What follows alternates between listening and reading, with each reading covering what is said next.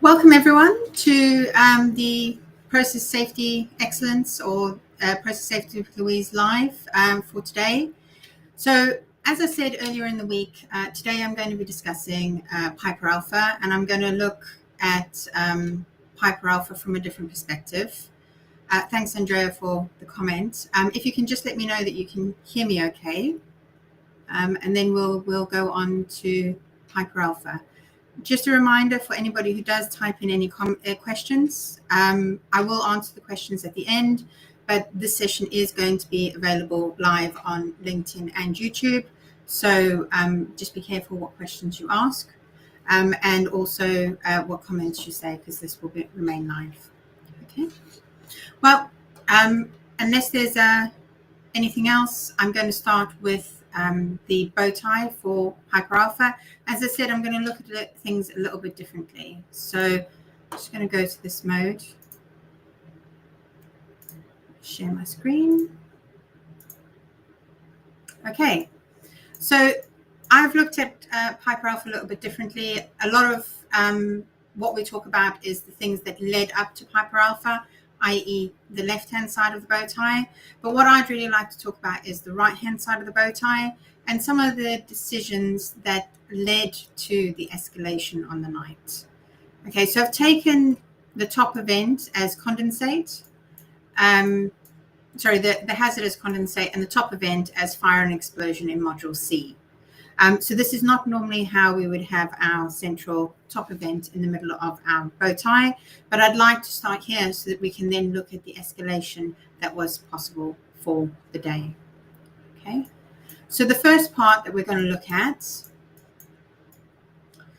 is additional fatalities from the initial event. So the initial event resulted in maybe 2 fatalities, and then there was a third one as a result of the condensate continuing to be fed to the platform. So 3 fatalities, but on the night there were 167 fatalities. So what we're thinking about now is, so how would we get from 3 fatalities to 167? So we're going to prevent additional fatalities by allowing people to muster in the emergency living quarters and be rescued by helicopter. We'll ensure that personnel are notified to abandon the platform via the lifeboats. Personnel can evacuate using the walkway to the Tharos vessel, which was the firefighting vessel which was alongside, and then personnel can escape to sea and be rescued by the fast rescue craft. So these are sort of 4 ways people could have got off the platform, and this is what was envisaged before the event, how people would get off. So we know that a number of people, the only people actually who survived the event, used this last escape method, i.e. they escaped to sea in some manner and were rescued by the fast rescue craft. Anyone else who was waiting for these first 3, which were the safer options to be evacuated, as we were told, as people would have been told before the event, these people were not rescued and unfortunately perished in the event. So let's have a look at why these didn't work. So the first one is, personnel are going to muster in the emergency living quarters and they're going to be rescued by helicopter. Well, unfortunately, it was a condensate fire. So we know that there was a lot of smoke, and we've seen that from the photos of Piper Alpha on the night. And so smoke from the initial fire and the escalation were too extensive to allow the helicopter to rescue them. Okay, so the helicopter was never going to land because it was just not possible for the helicopter to land on the heli deck. And so therefore nobody could ever be rescued by helicopter in that event because the smoke was too extensive. So now we can see that this barrier would have been ineffective. So that means they could have used the next one, which was to abandon the platform via lifeboat. Well, to abandon the platform via lifeboat, they needed some instructions. But unfortunately, the communication and the OIM were impacted in that initial event, the one in the control room, or the Module C, which impacted the control room. And so they couldn't give any instructions to the people on the platform to abandon platform, i.e. don't wait for us in the muster area where we've told you to wait, please get off the platform. Further, even if they had exited the accommodation, they would not have been able to get to the lifeboats, or the lifeboats would not have been able to be launched because the lifeboats were engulfed in smoke because of the wind direction on that night. And so therefore, even if they had left their accommodation, they would have been left standing next to the lifeboats, which were completely engulfed in smoke, and would not have been able to be rescued. Okay, I'm just going to double check. I've got a couple of comments. I'm just going to double check that you can see what I'm seeing. Yeah. Okay, no additional comments. That's fine. Okay, so the next one then is the personnel could walk to the Tharos. While the Tharos did try to approach the platform, they started their fire pumps, but the intensity of the fire was too much, and they were not able to approach close enough to allow the walkway to be deployed and people to escape that way. Also, there was a delay to the fire pump, and that meant that they couldn't get closer sooner. But in any case, the severity of the fire was too much. They would not have been able to get close enough to be able to use the walkway. Okay, so then we have the last one. Personnel could escape to sea. They already knew that this was the least safe method to be able to use to get off the platform, but several people did use this method, and several of them survived, but some of them did not. Escape to sea equipment was not available, so people were having to use ropes. Some parts of the platform did have the ladders, and some people did climb down the ladders, but so others had to climb down ropes. The escalation to the riser had the potential to impact the fast rescue craft, and on the night it did impact one of the fast rescue crafts, Silver Pit, and the crew were unfortunately impacted in that event.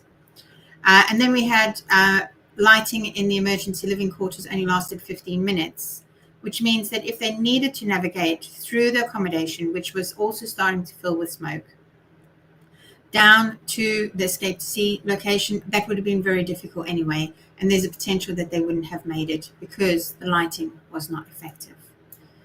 And then further, the abandoned platform instruction was never issued, as we've already seen.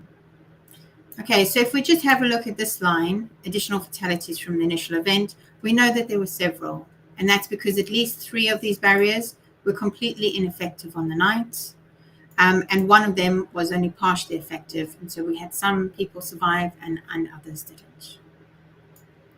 Okay, do you have any questions on that part? Andreas, can see you here. No, nobody questions. Okay, so we're going to move over to the next part then. So the next part is escalation to the Tartan, Claymore, and MCP-01 risers. So these are the gas risers. So there's a few things here. Module C had some firewalls, right? And so if the firewalls had worked, the fire wouldn't have got outside of Module C, and therefore it wouldn't have impinged on the risers and it wouldn't have escalated.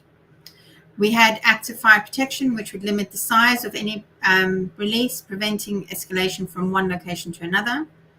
And the Tharos fire protection, firefighting could limit the size of the event as well by fighting the fire.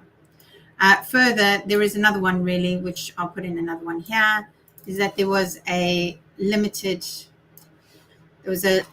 inventory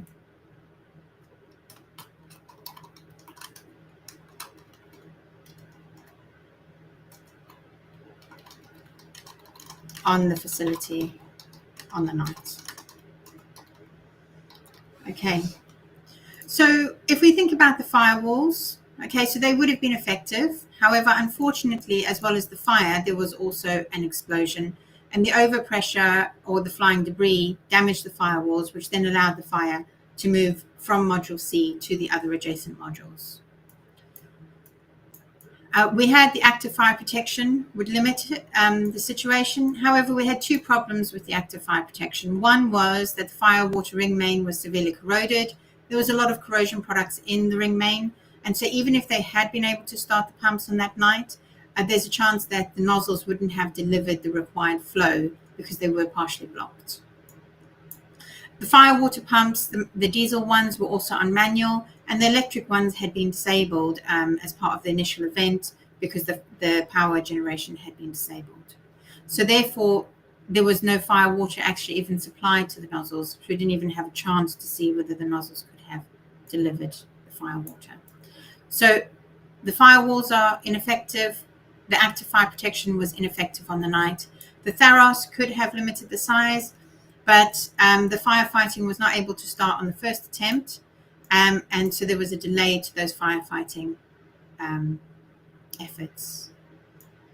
And then we could have limited the inventory on the facility at the night, but unfortunately, the Claymore and the tartan continued to export condensate to the facility. So therefore, the inventory was no longer limited, it was actually infinite. Okay, so we have a number of barriers here, but again, each of these failed. And so on the night, we had escalation to the tartan and Claymore and MCP risers. Okay.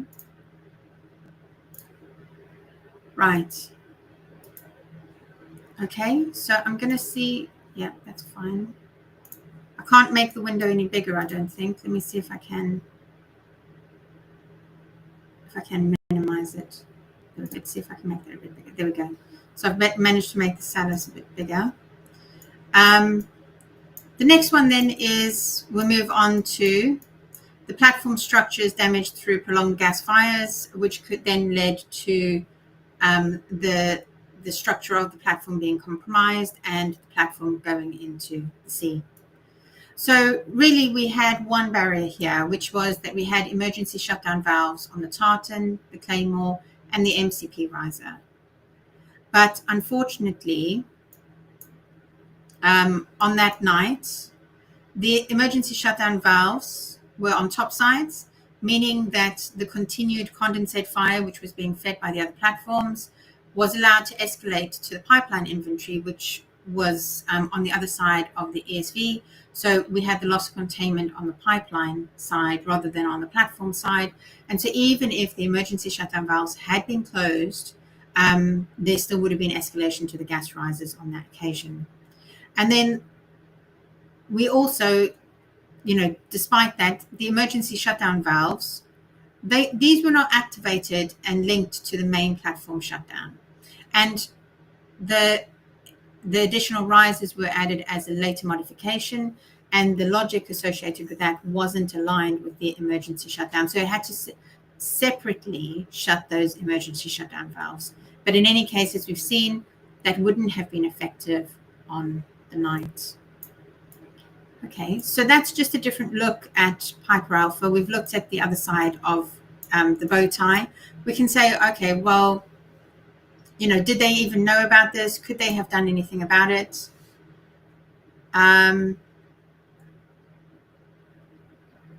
Well, let's have a look at each of them in turn. So if we look at the additional fatalities from the initial event, the personnel mustering and being rescued by helicopter, before that event, I don't know if it would have been possible for someone to imagine that the smoke as a result of the event was so extensive that a helicopter could not approach. However, they did have a backup, which was the lifeboats. But again, I don't know whether they really thought that the smoke from an event would be so extensive that you wouldn't be able to get to the lifeboats, never mind launch the lifeboats, because you couldn't see where you were going on the platform. Evacuating through the way through Tharos, I think again, the severity of the radiation and smoke, did they really realize how big that was going to be and how difficult it would have been for the Tharos to approach? I'm not sure that they did. And so the last one we're left with is escaping to sea, which is what they advised nobody to do. But some people took the chance anyway. And again, here, I think they kind of had everything in place that they could have. They had the ladders on some of the sides of the platform. Other people found ropes to be able to get into the sea. Would we have been able to predict how large those fires were and how much they could impact the fast rescue crafts without having had this incident? I'm not sure.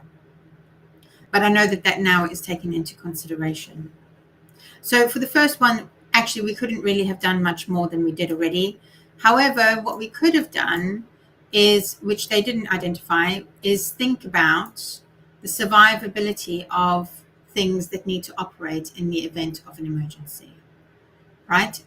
It doesn't seem that the survivability of things like communications, emergency shutdown systems, the PAGA system, that was not potentially thought about in the original design. It was located in a place next to a module which had had several releases in the past, and which has the potential to impact the control room.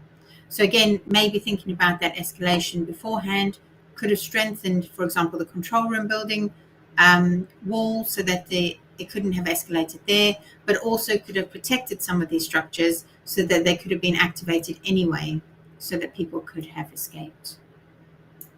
All right. Do you have any questions on the first one? No? Okay. Right. So then let's think about the next one is escalation to the Tartan and Claymore rises. Well, actually, they did know about this potential, and they knew that the fire from this would be extensive and there would be a significant loss of life, and it would be very difficult to rescue anybody from the facility. And they knew about that 12 months before. But unfortunately, they did not act on it. Okay. With regards to the active fire protection not working, they were aware that the fire water ring main was severely corroded and that nozzles were not delivering the right amount of fire water. However, they were aware of that for 4 years. They had done some work to try and fix it. So they had tried to make the nozzles bigger. They tried to do increased maintenance, and then they were going to do a replacement program. But that took 4 years from the point of identifying the problem to the solution, and the solution was not yet even implemented on the night of the event. With regard to the fire pumps being in manual, I think this could have been something that could be shared between different platforms, because this platform took the approach to isolate the pumps whenever a diver was in the water, not necessarily close to the intakes, whereas other platforms took an approach to only isolate the fire water pumps when divers were close to the intakes, and that could have changed things. Okay. I can't see, especially now after this event, and we have hindsight, but I can't see that it would have been reasonable to expect that a gas compression module which has gases as well as condensate could have fire but not explosion. However, it was identified during their investigation that they hadn't done a systematic hazard identification for the facility as well as a risk assessment, and so as a result they hadn't identified the potential for overpressure, which is the reason why the fire walls were not adequately designed. And then the platform structure being damaged to the prolonged gas fire. As I said before, this was known about a year before. Nothing had been done. There was no passive fire protection. There was no instructions to the other platforms to shut down export in the event of an event on Piper. So nothing had been done with that information. Okay. And also these risers were added as later things. So we saw as well a few weeks ago when I did the bow tie for Williams Geismar, that any change that we do to our facility can, and most of the time does, introduce additional hazards. And so when we make those changes, we really need to think very carefully about making them and what we are introducing, and make sure that we mitigate that appropriately. And if that had been maybe better assessed, potentially there would have been some passive fire protection on those lines. I don't know that they would have identified a subsea isolation valve as we have on most platforms nowadays, but at least they may have had some passive fire protection, which could have given a little bit longer for people to escape. Okay, I'm going to stop sharing that now, and I'm going to go back here. So I don't have any questions yet on that part. So that's just a different look at Piper Alpha. And I know that there are a large number of things that led to that point, and those are also important. But I'm just looking at the way in which there was additional loss of life. And that is the thing that we have proactively managed in the industry. So if anybody has any process safety questions, feel free to ask them now, and I'll answer them. I've got a couple that were asked before, So one of them is, how can we use bow ties to look at organizational change? And in the session on the 22nd of July, I will be looking at Texas City and seeing how we could have used the bow tie there to look at the organizational changes that they implemented in the run-up to the event. Okay. And then we're also going to look at managing abnormal situations, which we often have on facilities. And then we're also going to look at generating your own bow tie, and we'll have a look at some existing ones and barrier failures. So if you want to join us on the 22nd, feel more than welcome. Another question I had was, in the LOPA, do I always have to put a sill instrumented system as a barrier? And so what I would say here is we just need to think about what other barriers there are first. So a lot of the time when people do layer of protection analysis, they think that the objective of the layer of protection analysis is to introduce instrumented systems. The objective of the layer of protection analysis is not to introduce instrumented systems. It's to identify whether you have sufficient barriers in place to manage the hazard that you have identified in using a rule set in a consistent manner so that we can get a consistent answer. One of those ways in which to manage it may be an instrumented system, but other ways may be a relief valve. It may be to eliminate the cause. It may be to minimize the cause or the consequence. It may be evacuation. We might be on the mitigative side. There are lots of different ways in which to solve a problem, but a lot of people jump immediately to instrumented systems, and this can result in very complicated designs, and also can result in things being missed, other barriers which we could put in place being missed. So just be careful if the answer to everything is an instrument, because the answer to everything is not an instrumented system. And also we might even be able to put a BPCS system in if we do not need the level of protection of an instrumented system. So we try to keep our system as simple as possible and reduce the critical maintenance as much as possible. But if we need them, we need them, but we should look at other things first. Okay, I've got a comment from Louise. I'll show you. So on Piper Alpha, they didn't embed the technological risk management approach, which also led to why the events were so much. Yeah, that's correct. So they didn't do a systematic evaluation of the hazards, the causes and consequences on the facility. And as a result, we saw that a lot of the barriers that they had in place were ineffective because they hadn't really thought about the potential consequences. And if we looked on the other side, which we could do for the lead up to that event, again, looking at the cause consequence pairs, they hadn't done that with sufficient barriers in place. So for example, the relief valves being in a different module to the pumps means that if there was, as there was on the night, an issue with the relief valves, it wasn't very clearly visible from the pump area, so it was easy to make a mistake. But then there were also problems with systems as well, like the permit to work system. Okay, are there any other questions?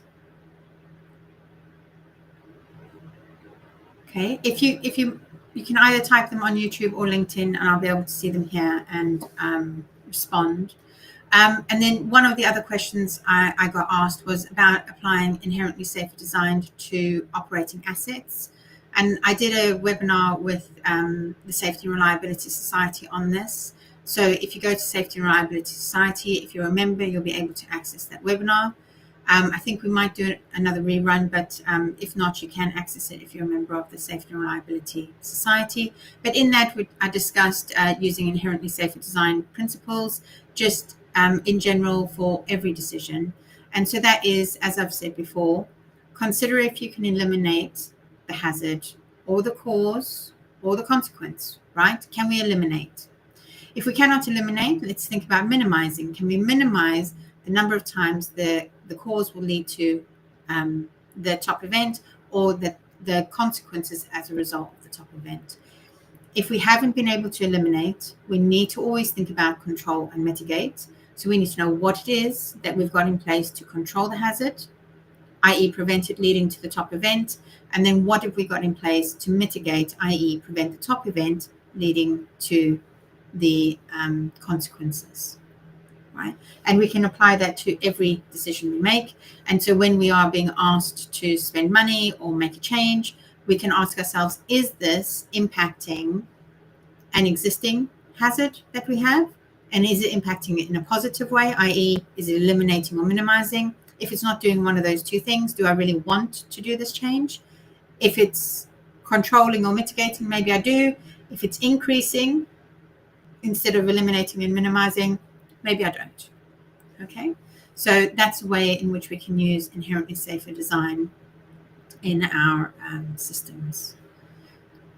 I'm going to give you guys a few more moments to ask any more questions. I haven't seen any others on LinkedIn. I'll just have a quick look.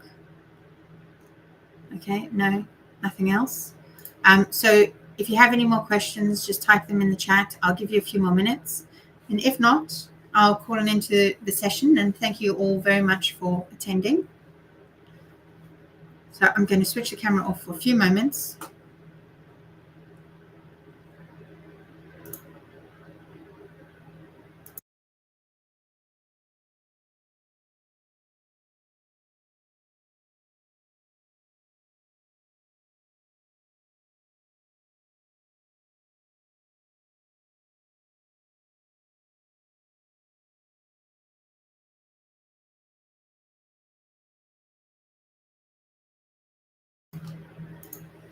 Okay, thank you, Mufta. Appreciate that. Okay, all right. Well, if there's no more questions, I'll give it a few more moments. If there's no more questions, then I'll close up the session. And thank you all very much for attending. And as I say, keep safe. And I'll see you guys next time I do a LinkedIn Live session. And if you have any topics you want me to discuss or any questions for next sessions, please send me a message or pop them in on the chat on this LinkedIn Live, and I'll answer those next time. Okay. Thanks very much. Look after yourself.